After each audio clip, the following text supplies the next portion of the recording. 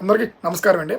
2014 election తర్వాత చంద్రబాబు నాయుడు గెలిచిన తర్వాత జగన్మోహన్ రెడ్డి గారు అన్న ఫస్ట్ మాట ఈవీఎంస్ వల్లే చంద్రబాబు నాయుడు గారు గెలిచారని చెప్పి అన్నారు.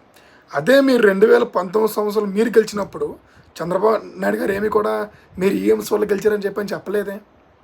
మళ్ళీ ఇప్పుడు కొత్తగా 2024లో మీరు ఓడిపోయినతే మళ్ళీ మీరు వీళ్ళు వాళ్ళు చెప్పారని చెప్పి మీరు నిన్న ట్విట్టర్లో ట్వీట్లు పెడతారు. ఓడిపోయినా గెలిచినా సరే ఏ పార్టీ అయినా సరే ఒక మాట మీద ఉండాలండి. 2014లో చంద్రబాబు నాయుడు గారు ఈవీఎం వల్ల గెలిచారంటే 2019లో మరి మీరు కూడా మరి సేమ్ అలాగే మరి గెలిచినట్టే కదా. మరి మళ్ళీ చెప్తున్నానండి, సుప్రీంకోర్టు ఇచ్చిన తీరుకు మన అందరూ కూడా కట్టుబడి ఉండాలి. భారతదేశ ఈవీఎంస్ అనేవి ఎటువంటి డివైస్ కనెక్ట్ అయ్యి ఉండవు, అవి హ్యాకింగ్కి అసాధ్యము. ఎన్నో మాక్ ఇంటర్వ్యూస్ అన్ని చేసిన తర్వాత ఈవీఎంస్ అన్ని పెడతారు. దయచేసి ఈవీఎంస్ అన్ని కూడా హ్యాక్ అవ్వవు.